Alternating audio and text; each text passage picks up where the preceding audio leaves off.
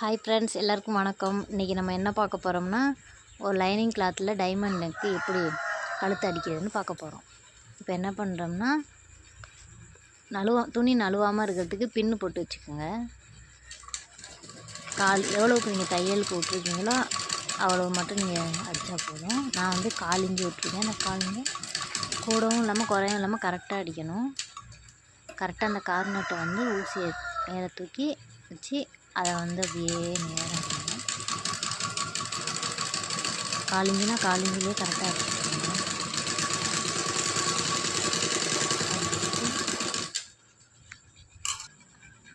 இப்போ ஊசியெல்லாம் ரிமூவ் பண்ணிவிட்டு அந்த துணியை கட் பண்ணிக்குவோம். துணியை கட் பண்ணிவிட்டு இந்த கார்னரில் என்ன பண்ணுறோம்னா, லைட்டாக துணி வந்து உள்ளைக்கு அப்போ தான் மடித்து அடிக்க முடியும். இந்த இடத்துல ஒரு லைட்டாக கட் பண்ணி விட்டுக்கோங்க. இப்போ அப்படியே துணி அப்படியே திருப்புவோம்.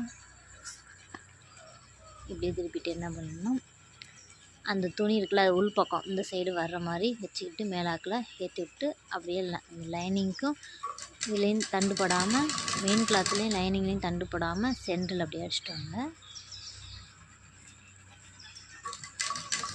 அப்படியே கீழே உள்ள துணியை நல்லா அப்படியே இந்த சைடு உள்வாக்கிலே விட்டுட்டு அதை அடிச்சுட்டு வாங்க. கார்னரில் வந்து கரெக்டாக வந்து நிறுத்திட்டு அதுக்கப்புறம் திருப்புங்க. அப்படியே அடிச்சுட்டு மெதுவாக போகணும்னு எடுக்கலையா. இது நல்லா அப்படியே சுரண்டி தேய்ச்சி விடுங்க. நம்ம நெகத்தால் நல்லா சுரண்டி விடுங்க. அப்போ தான் அது அப்படியே நல்லா அப்படியே அமௌனாப்பில் இருக்கும். இப்போ நான் வந்து இதில் பைப்பிங் மாதிரி லைட்டாக மைல்டு பைப்பிங் வைக்க போகிறேன். நீங்கள் பைப்பிங் இல்லாட்டி சும்மா சாதாரணமாக மேலேயே தையல் போட்டுங்க. நான் வந்து பைப்பிங் வைக்க போகிறேன். அதனால் லைட்டாக அந்த துணியை லைனிங் துணிக்கு லைட்டாக அங்கிட்டு இப்படி உருட்டி விட்டிங்கன்னா வரும். அதை அப்படியே வச்சு தைக்கணும். ஒரே அளவாக உருட்டி லேசாக மெதுவாக பொறுமையாக அடிச்சுட்டு வரணும்.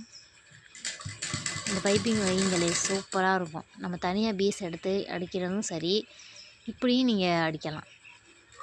லேசாக அந்த துணி அப்படியே லைட்டாக லைனிங் அப்படியே உருட்டி விட்டிங்கன்னா கரெக்டாக வரணும். கார்னர்கிட்ட கரெக்டாக வந்து நிறுத்தி ஊசியை தூக்கி அப்புறம் அடிக்கணும். அப்போ தான் அது கரெக்டாக அந்த இடத்துல டைமண்ட் நெக் மாதிரி கரெக்டாக ஷேப்பாக வரும். இல்லாட்டி ரவுண்ட் நெக் ஆகும். இப்போ என்ன பண்ணணும்னா பொறுமையாக தைக்க. இந்த வீடியோ பிடிச்சிருந்துச்சுன்னா லைக் பண்ணுங்கள்.